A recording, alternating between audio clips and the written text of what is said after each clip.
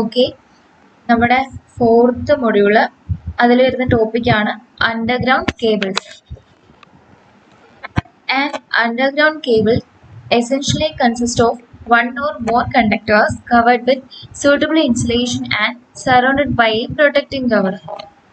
അപ്പം ഒരു underground cable എന്ന് വെച്ചാൽ എന്താണ്? അതിനകത്ത് വൺ ഓർ മോർ കണ്ടക്ടേഴ്സ് ആണ്, അത് തമ്മിൽ ഒരു സ്യൂട്ടബിൾ ഇൻസുലേഷൻ കാണും, അതിനെ സറൗണ്ട് ചെയ്തിട്ട് ഒരു പ്രൊട്ടക്റ്റിംഗ് കവർ കാണും. Okay, although several types of cables are available, the types of cables to be used will depends upon the working voltage and service requirements. അപ്പം സെവറൽ ടൈപ്സ് ഓഫ് കേബിൾസ് നമുക്ക് available ആണ്.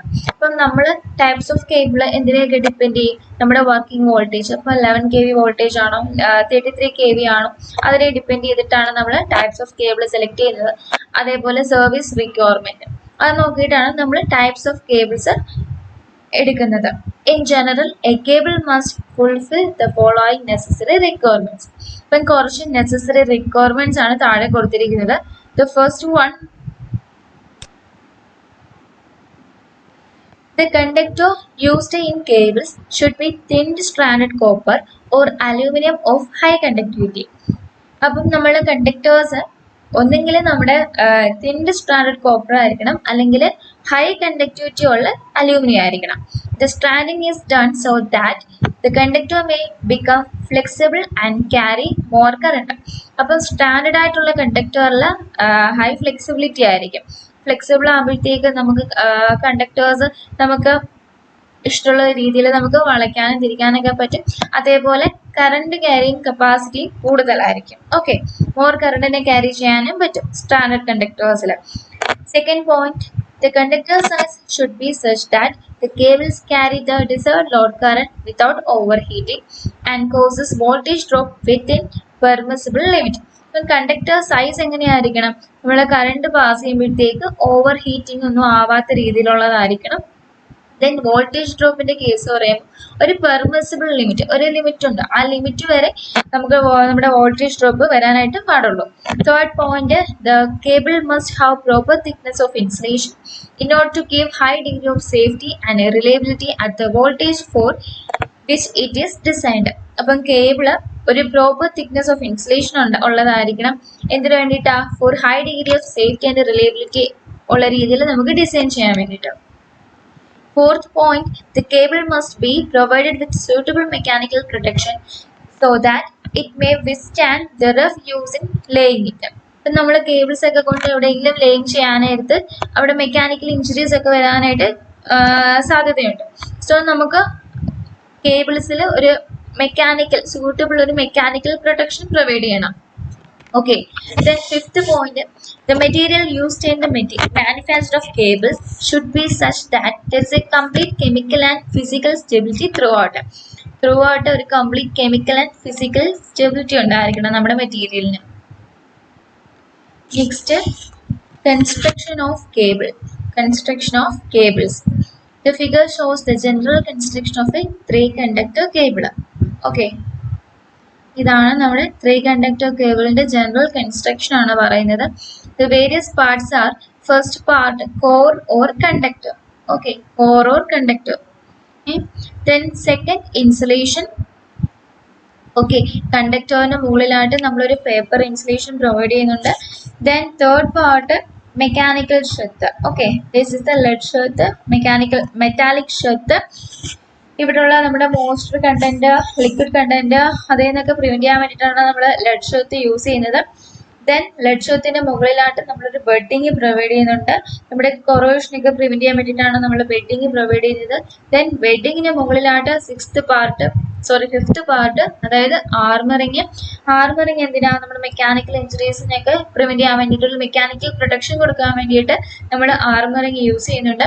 Then sixth, serving എന്ന് പറയുമ്പോൾ നമ്മൾ total എല്ലാത്തിനെയും കൂടെ protect ചെയ്യാൻ വേണ്ടിയിട്ട് 6ാമത്തെ പാർട്ടാണ് സെർവിങ്. ഓക്കെ, നമ്മുടെ അറ്റ്മോസ്ഫിയറിക് പ്രഷറിൽ നിന്നും നമ്മുടെ കൊറോഷനിൽ നിന്നും ഒക്കെ പ്രിവെന്റ് ചെയ്യാൻ വേണ്ടിയിട്ടാണ് നമ്മൾ സെർവിങ് പ്രൊവൈഡ് ചെയ്യുന്നത്. ഓക്കെ, കണ്ടക്ടറിന് മുകളിലായിട്ട് പേപ്പർ ഇൻസുലേഷൻ, അതിന് മുകളിലായിട്ട് മെറ്റാലിക് ഷെത്ത്, അതിന് മുകളിലായിട്ട് bedding, then armouring, then serving.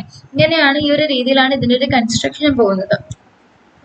Then first part, core or conductor, cores or conductors. A cable may have one or more than one core or conductor depending upon the type of service for which it is intended. ഇപ്പോൾ നമ്മുടെ കേബിൾസിൽ one or more conductors ആണ് depending upon the service. നമ്മുടെ സർവീസിനനുസരിച്ചിട്ട് ആയിരിക്കും നമ്മൾ എത്ര conductors വേണമെന്ന് തീരുമാനിക്കുന്നത്. For instance 3 conductor cables shown in figure is used for 3-phase service. 3-phase സർവീസിലായതുകൊണ്ട് നമ്മൾ 3 conductors ആണ് യൂസ് ചെയ്യുന്നത്.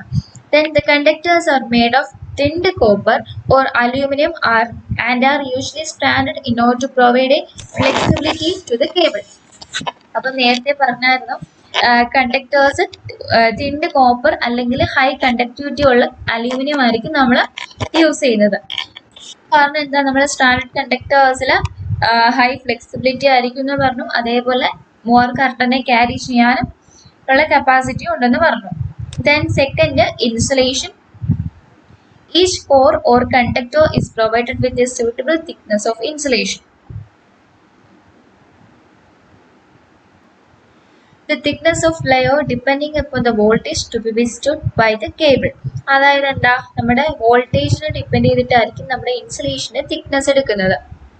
ഓക്കെ, ഇപ്പം ഇൻസുലേഷൻ ബ്രേക്ക് ചെയ്തിട്ട് ഇത് തമ്മിൽ കോണ്ടാക്ട് വരാൻ പാടില്ലല്ലോ. അതുകൊണ്ട് തന്നെ നമ്മുടെ വോൾട്ടേജിനെ ഡിപ്പെൻഡ് ചെയ്തിട്ടായിരിക്കും നമ്മുടെ ഇൻസുലേഷൻ്റെ തിക്നെസ് നോക്കുന്നത്. Then the commonly used materials for insulation are impregnated paper, varnished cambric or rubber mineral compound. Okay. Then third, that is metallic sheath. In order to protect the cable from moisture, gases or other damaging liquids such as acid or alkalis in the soil and the atmosphere, a metallic sheath of lead or aluminum is provided over the insulation as shown in figure. അപ്പോൾ നമ്മുടെ ഇൻസുലേഷന് മുകളിലായിട്ട് metallic Sheth provide ചെയ്തിട്ടുണ്ട്. നമ്മുടെ moisture content, gases or other damaging ലിക്വിഡ്സിൽ നിന്നൊക്കെ protection prevent ചെയ്യാൻ വേണ്ടിയിട്ടാണ് നമ്മൾ മെറ്റാലിക് ഷെത്ത് നമ്മൾ യൂസ് ചെയ്യുന്നത്. ഓക്കെ, ഇൻസുലേഷന് മുകളിലായിട്ട്. Then fourth one, bedding. Over the metallic Sheth is applied a layer of bedding which consisting of fibrous materials like jute or hessian type. അപ്പം നമ്മുടെ മെറ്റാലിക് ഷെത്തിന് മുകളിലായിട്ട് ബെഡിങ് ഉണ്ട്. ഇതിനകത്ത് ബെഡിങ്ങിൽ consisting of fibrous materials like jute or hessian type. The purpose of bedding is to protect the metallic sheath against corrosion and from mechanical injury due to armoring. അപ്പം നമ്മുടെ കൊറോഷനിൽ നിന്ന് prevent ചെയ്യാൻ വേണ്ടിയിട്ട്, അതേപോലെ ഹാർമറിങ് കാരണമുള്ള മെക്കാനിക്കൽ ഇഞ്ചുറീസിൽ നിന്നൊക്കെ പ്രിവെന്റ് ചെയ്യാൻ വേണ്ടിയിട്ടാണ് നമ്മൾ ബെഡിങ് യൂസ് ചെയ്യുന്നത്. Then fifth one, that is harmering. Over the bedding, the harmering is provided which consists of 1 or 2 layers of galvanized steel wire or steel tape. ഇപ്പം നമ്മുടെ ബെഡിങ്ങിന് മുകളിലായിട്ട് ഹാർമറിങ് പ്രൊവൈഡ് ചെയ്തിട്ടുണ്ട്. അതിനകത്ത് consisting of 1 or 2 layers of galvanized steel wires or steel tape ഉണ്ട്. Its purpose is to protect the cable from mechanical injury while laying it. നമ്മൾ എവിടെയെങ്കിലും കൊണ്ട് laying ചെയ്യുമ്പോഴത്തേക്ക് മെക്കാനിക്കൽ ഇഞ്ചുറീസ് ഒക്കെ ഉണ്ടാവത്തില്ലേ, അതിനകത്തു നിന്നൊക്കെ പ്രൊട്ടക്ട് ചെയ്യാൻ വേണ്ടിയിട്ട് നമ്മൾ ഹാർമറിങ് യൂസ് ചെയ്യുന്നത്. During the course of handling, armouring may not be done in the case of some cables. Then sixth point, that is serving. In order to protect harmering from the atmospheric conditions, a layer of fibrous materials like jute and similar to bedding is provided over the harmering. This is known as serving.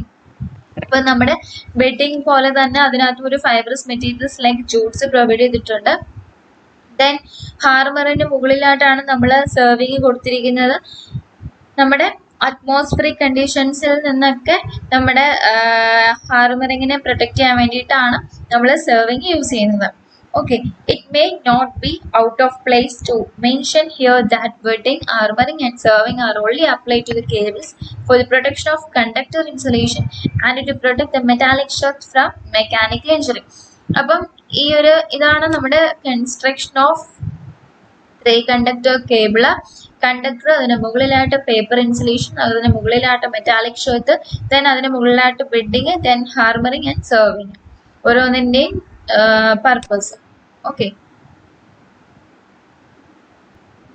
Then next ഒരു topic ആണ് classification of cables.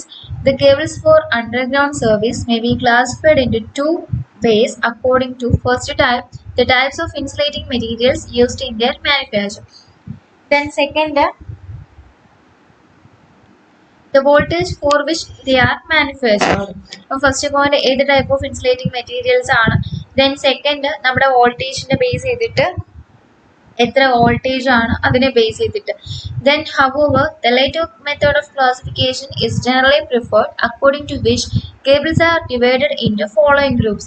വീണ്ടും നമ്മുടെ കേബിൾസിനെ അഞ്ചായിട്ട് classify ചെയ്തിട്ടുണ്ട്. First low tension cable up to 1000 volt, then high tension cables up to 11,000 volt, then super tension cables, then extra high tension cables, then extra super voltage cables.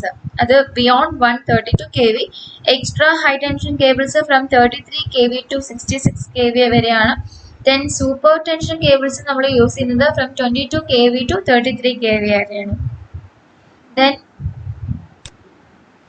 a cable may have one or more than one core depending upon the type of service for which it is intended. It may be single core ഉണ്ട്, 2 core ഉണ്ട്, 3 core ഉണ്ട്, 4 core ഉണ്ട്. ഇത് just ഒന്ന് വായിച്ചു നോക്കുക, അങ്ങനെ ചോദിച്ചു കണ്ടിട്ടില്ല. ഓക്കെ, നെക്സ്റ്റ് ഫോർത്ത് മൊഡ്യൂളിൽ വരുന്നൊരു പോർഷനാണ് HVDC. Topics covered: comparison of AC transmission and DC transmission, then power flow and control in HVDC transmission system, then types of DC link. Okay, HVDC transmission. HVDC transmission എന്നാൽ എന്താണ്? High voltage DC transmission. Okay, then comparison of AC transmission and DC transmission. The electric power can be transmitted either by means of DC or AC. നമുക്കറിയാം electric power AC വെച്ചിട്ടും transmit ചെയ്യാം, DC വെച്ചിട്ടും transmit ചെയ്യാം. Each system has its own merits and demerits. It is therefore desirable to discuss the technical comparison of AC transmission and DC transmission of electric power. അപ്പം AC transmission ആയാലും DC transmission ആയാലും അതിന് അതിൻ്റെതായിട്ടുള്ള മെറിറ്റ്സും ഉണ്ട്, ഡിമെറിറ്റ്സും ഉണ്ട്. അതുകൊണ്ട് തന്നെ നമുക്ക് അതിൻ്റെ കമ്പാരിസൺ വെച്ചിട്ട് AC ട്രാൻസ്മിഷനും DC ട്രാൻസ്മിഷനും പഠിക്കാം. ഫസ്റ്റ് നമുക്ക് DC ട്രാൻസ്മിഷൻ നോക്കാം. DC transmission. For some years past, the transmission of electric power by DC has been receiving the active consideration of engineers due to its numerous advantages. So, നമുക്ക് അതിൻ്റെ advantages. The high voltage DC transmission has the following advantages over high voltage AC transmission. First, it requires only 2 conductors as compared to 3 for AC transmission. ഇപ്പോൾ AC transmission ആണെങ്കിൽ നമുക്കറിയാം minimum 3 wires AC-ൽ വേണം, പക്ഷെ DC-ൽ 2 conductors മതി. There is no inductance, no capacitance, the phase displacement and surge problem in DC transmission. ഇപ്പം DC transmission-ൽ inductance ഇല്ല, capacitance ഇല്ല, surge problems, face displacement ഒന്നും തന്നെ DC transmission-ൽ വരുന്നില്ല. So, due to the absence of inductance, the voltage drop in DC transmission line is less than the AC line for the same load and the sending in voltage. For this reason, a AC transmission line has the better voltage regulation. അപ്പം DC ട്രാൻസ്മിഷനിൽ നമ്മൾ inductance ഇല്ല, capacitance ഇല്ല എന്നൊക്കെ പറഞ്ഞു, search problems ഒന്നും തന്നെ ഇല്ല. അതുകൊണ്ട് ഇൻഡക്റ്റൻസ്, കപ്പാസിറ്റൻസ് അതിനൊന്നും എഫക്ട്സ് ഇല്ലാത്തത് കൊണ്ട് തന്നെ DC ട്രാൻസ്മിഷനിലെ വോൾട്ടേജ് ഡ്രോപ്പ് കുറവാണ്. അതുകൊണ്ട് തന്നെ അവിടെ ലോസസ് കുറവാണ്. സോ നമുക്ക് സെൻഡിങ് എൻഡിലെ വോൾട്ടേജ് തന്നെ നമുക്ക് ഏകദേശം റിസീവിങ് എൻഡിലും കിട്ടും. അതുകൊണ്ട് തന്നെ നമ്മുടെ വോൾട്ടേജ് റെഗുലേഷൻ, നമ്മുടെ DC ട്രാൻസ്മിഷനിലെ വോൾട്ടേജ് റെഗുലേഷൻ ബെറ്റർ ആയിട്ടുള്ളൊരു വോൾട്ടേജ് റെഗുലേഷൻ ഉണ്ട് by as compared with AC ആയിട്ട്. Okay, then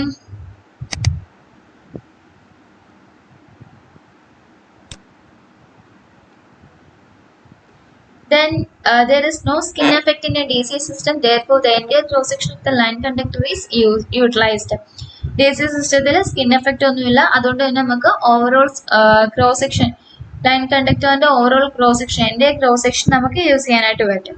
For the same working voltage, the potential stress on the insulation is less in case of DC transmission than that in a AC system. Therefore, a DC line requires less insulation. ഇപ്പം നമ്മുടെ D C സിസ്റ്റത്തിലെ potential stress കുറവാണ്, ഇൻസുലേഷൻ്റെ potential stress കുറവാണ്.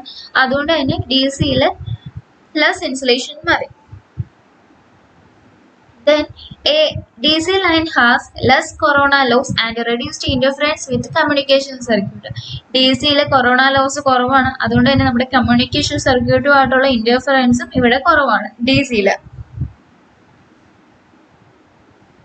Next, the high voltage DC transmission, that is HVDC, is free from the dielectric losses, particularly in the case of cables. നമ്മുടെ D C നമ്മുടെ dielectric losses ചെയ്യുന്നൊക്കെ free ആണ്. Then DC transmission, there are no stability problems and synchronizing difficulties. Stability problems synchronizing difficulties ഒന്നും നമ്മുടെ D C ട്രാൻസ്മിഷനിൽ ഇല്ല. ഇതൊക്കെയാണ് ഇതിന്റെ advantages ആയിട്ട് വരുന്നത് ഡി സി ട്രാൻസ്മിഷൻ്റെ. നെക്സ്റ്റ് DC ട്രാൻസ്മിഷൻ്റെ disadvantages. The electric power cannot be generated at a high DC voltage due to the commutation problems. നമുക്കറിയാം എന്താ എ സിയിലാണ് നമ്മൾ ഇലക്ട്രിക് പവർ ജനറേറ്റ് ചെയ്യുന്നത്. ഡി സി വെച്ചിട്ട് നമുക്ക് ഇലക്ട്രിക് പവർ ജനറേറ്റ് ചെയ്ത് നമ്മളങ്ങനെ ചെയ്യത്തില്ല due to commutation problems. Okay, അതാണ് ഇതിൻ്റെ one of the main disadvantage ആയിട്ട് വരുന്നത് നമ്മുടെ ഡി സിയുടെ. Then the DC voltage cannot be stepped up for transmission of power at a high voltage. ഇപ്പം ഡി സി നമുക്ക് ഡയറക്റ്റ് ആയിട്ട് ഒരു ഹൈ വോൾട്ടേജിലേക്ക് നമുക്ക് സ്റ്റെപ്പ് അപ്പ് ഒന്നും ചെയ്യാൻ പറ്റത്തില്ല.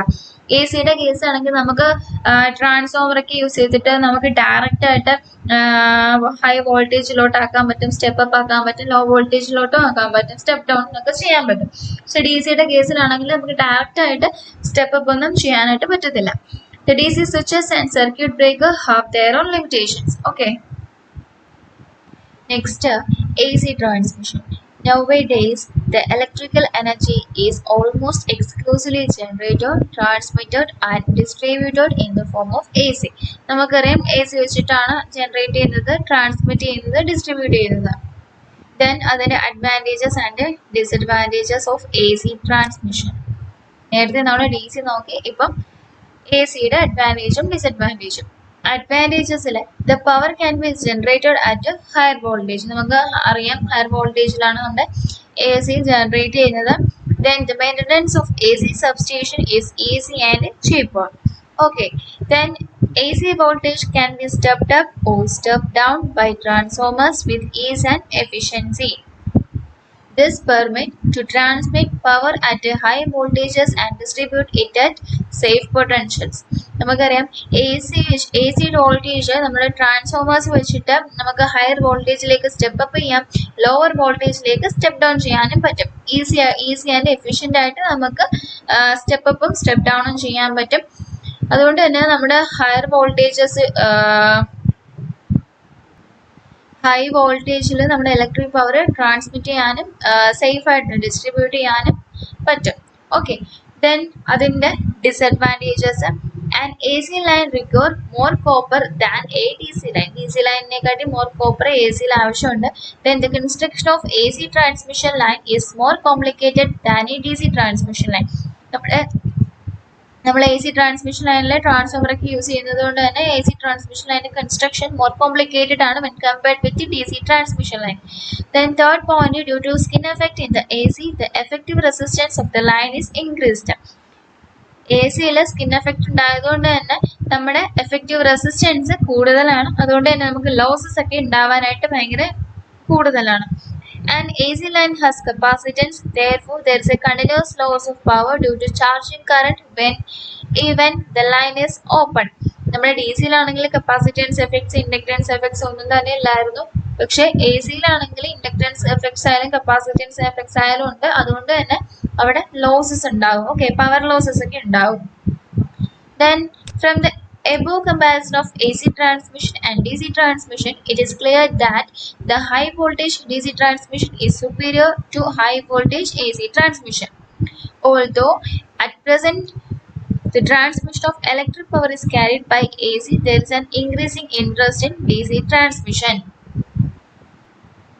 Next, The introduction of mercury arc rectifiers and thyratrons have made it possible to convert AC into DC and vice versa easily and efficiently. ഇപ്പം നമ്മുടെ ഇവിടെ മെർക്കുറി ആർക്ക് റെക്ടിഫയർ കാണിച്ചിട്ടുണ്ട്, ഒരു തൈരാട്രോൺ കാണിച്ചിട്ടുണ്ട്. ഓക്കെ, ഇത് രണ്ടും വെച്ചിട്ട്, ഈ രണ്ട് ഡിവൈസും വെച്ചിട്ട് മെർക്കുറി ആർക്ക് റെക്ടിഫയർ വെച്ചിട്ട് നമുക്ക് എസിനെ ഡി സി ആക്കി കൺവേർട്ട് ചെയ്യും. ദെൻ തൈരാട്രോൺ വെച്ചിട്ട് നമുക്ക് ഡി സിനെ എ സി ആയിട്ട് കൺവേർട്ട് ചെയ്യും. ബൈ ഈസി ആൻഡ് എഫിഷ്യൻ്റ്ലി ആയിട്ട് നമുക്ക് AC to DC and DC to AC ആയിട്ട് നമുക്ക് കൺവേർട്ട് ചെയ്യാൻ പറ്റും. Such device can operate up to 30 MW at 400 kV in single unit. ഒരു സിംഗിൾ യൂണിറ്റിൽ 30 MW at 400 kV വരെ നമുക്ക് ഈ ഡിവൈസ് വെച്ചിട്ട് ഇത് ഓപ്പറേറ്റ് ചെയ്യാൻ പറ്റും. ഓക്കെ, അപ്പം ഈ ഫിഗർ വെച്ചിട്ട് നോക്കുമ്പം ജനറേറ്റിംഗ് സ്റ്റേഷനിൽ നിന്ന് ജനറേറ്റ് ചെയ്യുന്ന എ സി നമ്മുടെ സെൻഡിങ് സൈഡിലുള്ള ഒരു ട്രാൻസ്ഫോമർ ഉണ്ട്. ഈ എ സിനെ ഈ ട്രാൻസ്ഫോമർ വെച്ചിട്ട് സ്റ്റെപ്പ് അപ്പ് ചെയ്യും. ദെൻ ഈ സ്റ്റെപ്പ് അപ്പ് ചെയ്ത എ സി നമ്മൾ മെർക്കുറി ആർക്ക് റെക്ടിഫയറിലോട്ട് കൊടുക്കും. മെർക്കുറി ആർക്ക് റെക്ടിഫയർ എന്താ, ഈ എ സിനെ ഡി സി ആയിട്ട് കൺവേർട്ട് ചെയ്യും അല്ലേ. അപ്പം മെർക്കുറി ആർക്ക് റെക്ടിഫയറിന്റെ ഔട്ട്പുട്ട് ഡി സി, ഈ ഡി സിനെ നമ്മൾ ട്രാൻസ്മിറ്റ് ചെയ്യും. ഓക്കെ, ഡി സിനെ ട്രാൻസ്മിറ്റ് ചെയ്യും. ദെൻ ഇവിടെ ഒരു തൈരാട്രോൺ ഉണ്ട്. തൈരാട്രോൺ യൂസ് ചെയ്തിട്ട് നമ്മുടെ ഡി സിനെ എ സി ആയിട്ട് കൺവേർട്ട് ചെയ്യും. ദെൻ നമ്മുടെ റിസീവിംഗ് സൈഡിൽ ഒരു ട്രാൻസ്ഫോമർ ഉണ്ട്. ഈ ട്രാൻസ്ഫോമർ TR യൂസ് ചെയ്തിട്ട് നമ്മുടെ ഡി സിനെ സ്റ്റെപ്പ് ഡൗൺ ചെയ്യും. സ്റ്റെപ്പ് ഡൗൺ ചെയ്തിട്ട് നമ്മുടെ 3 ഫേസ് AC സപ്ലൈയിലോട്ട് കൊടുക്കും. Okay, the present day trend is towards AC for generation and distribution and high voltage DC for transmission. ഇപ്പം നമ്മുടെ AC ആണെങ്കിൽ നമ്മുടെ ജനറേഷൻ സൈഡിലും ഡിസ്ട്രിബ്യൂഷൻ സൈഡിലും ആണ് നമ്മൾ AC യൂസ് ചെയ്യുന്നത്. ആൻഡ് പ്രസന്റ് ഡേ ട്രെൻഡാണ് പറയുന്നത് ഇപ്പം. ദെൻ DC ആണെങ്കിൽ നമ്മൾ ട്രാൻസ്മിഷൻ സൈഡിലും കൊടുക്കും. സോ നമുക്ക് നോക്കുമ്പോൾ മനസ്സിലാവും, നമ്മൾ AC ഈ സൈഡിൽ യൂസ് ചെയ്യുന്ന ജനറേഷൻ സൈഡിലും നമ്മൾ ഡിസ്ട്രിബ്യൂട്ട് ചെയ്യുന്നതും AC ആണ്. പക്ഷെ നമ്മൾ ഈ ട്രാൻസ്മിഷന് വേണ്ടിയിട്ട് മാത്രം നമ്മളിവിടെ ഹൈ വോൾട്ടേജ് DC യൂസ് ചെയ്യുന്നുണ്ട്. ഓക്കെ, the figure shows, ഇതിന് എക്സ്പ്ലനേഷൻ ആണ് ഈ കൊടുത്തിരിക്കുന്നത്. The figure shows the single line diagram of high voltage DC transmission. The electric power is transmitted as AC is stepped up to a high voltage by sending a transformer TS. Okay, then the AC power at a high voltage is fed to mercury arc rectifier, which convert AC into DC. The transmission of electric power is carried at a high DC voltage. At the receiving end, the DC is converted into AC with the help of thyratron. Okay, the AC supply is stepped down to low voltage by receiving end transformer TR for distribution. Okay, ഇത്രയേ ഉള്ളൂ. നമ്മുടെ generating സ്റ്റേഷനിൽ നിന്ന് generate ചെയ്യുന്ന AC step up ചെയ്തിട്ട് transformer TS transformer use ചെയ്ത് step up ചെയ്ത് ACനെ DC ആയിട്ട് കൺവേർട്ട് ചെയ്തു. അത് by using mercury arc rectifier. Then high voltage DC ആണ് നമ്മൾ ട്രാൻസ്മിറ്റ് ചെയ്യുന്നത്. ദെൻ DCനെ നമ്മൾ തൈരാട്രോൺ യൂസ് ചെയ്തത് DC ടു AC ആയിട്ട് കൺവേർട്ട് ചെയ്തു. വീണ്ടും നമ്മൾ ട്രാൻസ്ഫോമർ യൂസ് ചെയ്ത് DCനെ ട്രാൻസ്ഫോമർ യൂസ് ചെയ്തിട്ട് ACനെ നമ്മൾ സ്റ്റെപ്പ് ഡൗൺ ചെയ്ത് നമ്മൾ 3 ഫേസ് ACയിലോട്ട് കൊടുക്കും. ഓക്കെ, നമ്മൾ AC ആണെങ്കിൽ നമ്മുടെ ജനറേഷൻ സൈഡിൽ ഡിസ്ട്രിബ്യൂഷൻ സൈഡിൽ നമ്മൾ AC യൂസ് ചെയ്യും. ആൻഡ് DC നമ്മൾ നമ്മുടെ ട്രാൻസ്മിഷൻ സൈഡിൽ മാത്രം നമ്മൾ DC യൂസ് ചെയ്യും. Okay, then next topic that is power flow and controlling HVDC transmission system. Okay, the equivalent circuit of a DC transmission system under steady state operating condition is shown in figure. നമ്മുടെ mercury arc rectifier തൊട്ട് നമ്മുടെ തൈരാട്രോൺ വരെയുള്ള അതിൻ്റെ equivalent circuit ആണ് നമ്മളിവിടെ കാണിച്ചിരിക്കുന്നത്. Okay, then ഈ left സൈഡാണ് നമ്മുടെ മെർക്കുറി ആർക്ക് റെക്ടിഫയറിൻ്റെ കാണിച്ചിരിക്കുന്നത്. ദെൻ ഈ സൈഡ് നമ്മുടെ റൈറ്റ് സൈഡാണ് നമ്മുടെ തൈരാട്രോൺ കാണിച്ചിരിക്കുന്നത്. ഓക്കെ, then ഇവിടുത്തെ voltage VOR cos alpha and then ഇവിടുത്തെ voltage VOI cos beta or delta. Okay, then നമ്മുടെ current ID in the line is given by ID is equal to VOR cos alpha minus VOI cos beta or delta by RCR plus RL plus or minus RCI, where RL is the line resistance. RL ആണ് നമ്മുടെ line resistance. and RCR and RCI are the fictitious rectifier and inverter resistance. RCR എന്ന് പറഞ്ഞാൽ നമ്മുടെ resistance side resistance fictitious rectifier, then RCI എന്ന് പറയുമ്പോഴത്തേക്ക് നമ്മുടെ inverter resistance. Okay, then ID എന്ന് പറയുമ്പോഴത്തേക്ക് നമ്മുടെ റെക്ടിഫയറിന്റെയും ഇൻവെർട്ടറിന്റെയും വോൾട്ടേജിന്റെ ഡിഫറൻസ്. ഓക്കെ, ന്യൂമറേറ്ററിൽ നമ്മുടെ റെക്ടിഫയറിന്റെയും ഇൻവെർട്ടറിന്റെയും വോൾട്ടേജിന്റെ ഡിഫറൻസ് ഡിവൈഡഡ് ബൈ ഇവിടുത്തെ റെസിസ്റ്റൻസ്, അതായത് RL plus RCR plus or minus RCI. ഇതാണ് നമ്മുടെ equivalent circuit of A DC transmission link. If the inverter operates with constant ignition angle in the expression for ID, the constant beta and plus RCI are used. Otherwise, for extension angle delta, the cos delta and minus RCI are used. Okay, ഇപ്പം നമ്മുടെ inverter operate ചെയ്യുന്നത് നമ്മുടെ constant ignition ആംഗിളിലാണ് നമ്മുടെ inverter operate ചെയ്യുന്നതെങ്കിൽ നമ്മുടെ cos beta and plus RCI ആണ് use ചെയ്യുന്നത്.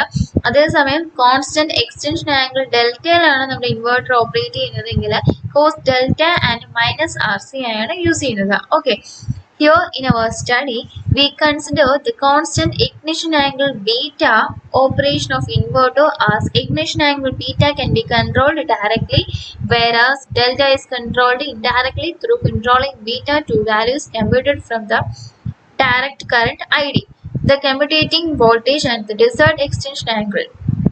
Okay, അപ്പോൾ നമ്മളിവിടെ മെയിനായിട്ട് നമ്മളിവിടെ കൺസിഡർ ചെയ്യുന്നത് കോൺസ്റ്റന്റ് ഇഗ്നിഷൻ ആംഗിൾ വെച്ചിട്ടാണ് നമ്മുടെ ഇൻവെർട്ടറിനെ നമ്മൾ ഓപ്പറേറ്റ് ചെയ്യുന്നതാണ് നമ്മളിവിടെ മെയിനായിട്ട് നമ്മൾ കൺസിഡർ ചെയ്യുന്നത്. ഓക്കെ, അപ്പം നമ്മൾ കോൺസ്റ്റന്റ് ഇഗ്നിഷൻ ആംഗിൾ ബീറ്റനെ നമുക്ക് ഡയറക്റ്റ്ലി നമുക്ക് ഇവിടെ കൺട്രോൾ ചെയ്യാൻ പറ്റും.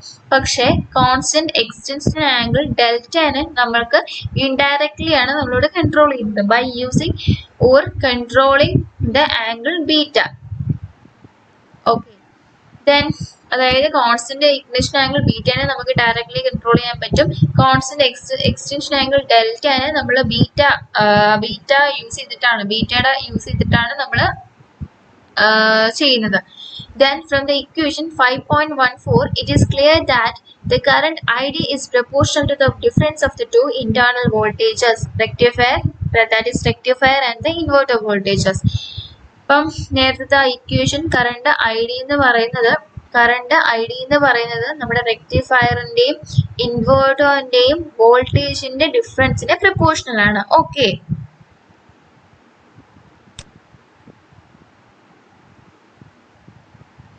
and is controlled by regulating these voltages, as the resistance in the denominator of the expression for ID are practically fixed for a given system. നമ്മുടെ given സിസ്റ്റത്തിലുള്ള ഡിനോമിനേറ്ററിലുള്ള resistance ഇവിടെ fixed ആയിട്ടായിരിക്കും വെച്ചിരിക്കുന്നത്. അതായത് നമ്മുടെ RCR plus RL plus or minus RCI നമ്മളിവിടെ fixed ആയിട്ടായിരിക്കും വെച്ചിരിക്കുന്നത്. Then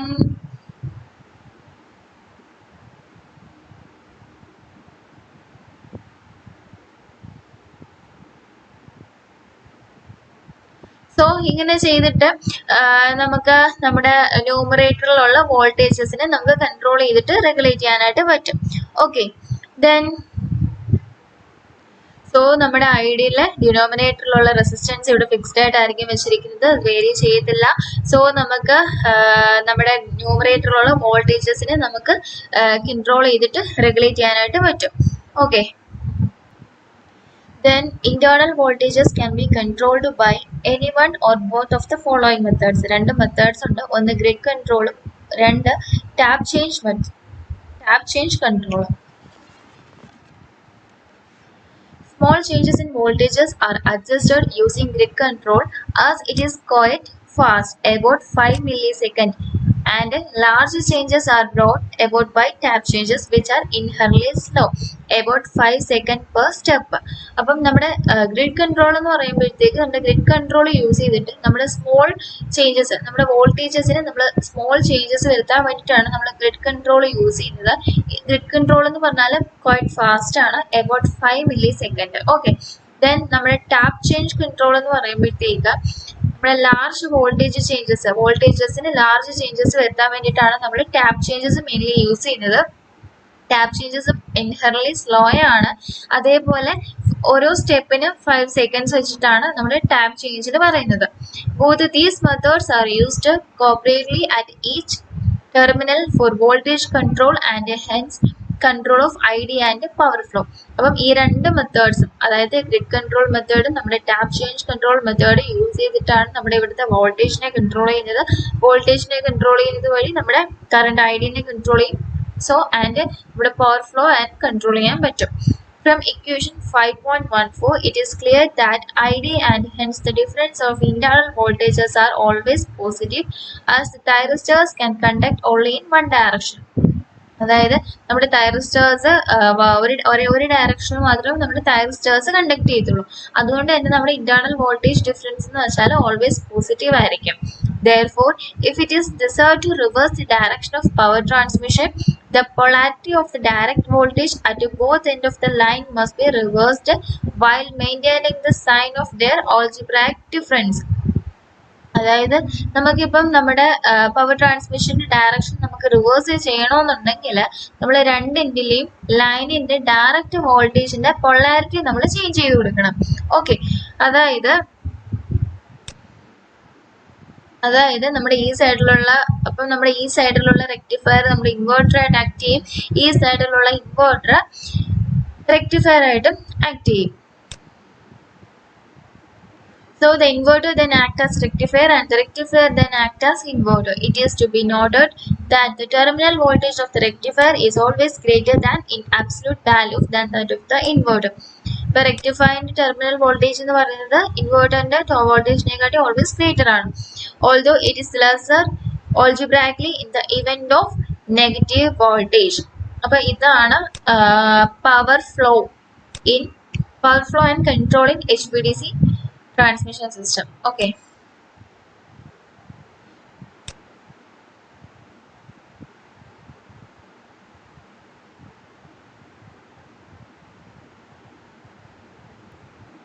Next portion types of DC link ആണ് വരുന്നത്. Next topic types of DC link. DC lines are classified as the follows. First, monopolar lines. ഇതാണ് മോണോപോളാറിന്റെ figure. Then bipolar lines. Then homopolar lines. Okay. As the name suggests, the monopolar lines are those in which the line has one conductor only. Okay, and the earth is used as the return conductor. The line is normally operating with negative polarity as the corona loss and the radio interference are reduced. ഇപ്പോൾ നമ്മുടെ പേര് മോണോപോളാർ lines എന്ന് പറയുന്നത് കണക്ക് തന്നെ നമ്മുടെ ഇവിടെ മോണോപോളാറിൽ ഒരു കണ്ടക്ടർ മാത്രമേ ഉള്ളൂ. ദെൻ നമ്മുടെ എർത്താണ് ഇവിടെ റിട്ടേൺ ആയിട്ട് കൊടുക്കുന്നത്. ഓക്കെ, ദെൻ നോർമലി ഓപ്പറേറ്റ് ചെയ്യുന്നത് നെഗറ്റീവ് പൊളാരിറ്റിയിലാണ് നോർമലി ഓപ്പറേറ്റ് ചെയ്യുന്നത്. ദെൻ കൊറോണ ലോസും റേഡിയോ ഇൻഡിഫറൻസും ഇവിടെ മോണോപോളാറിൽ കുറവാണ്. Then bipolar lines have two conductors. രണ്ട് കണ്ടക്ടേഴ്സ് ഉണ്ട്. One operating with positive polarity.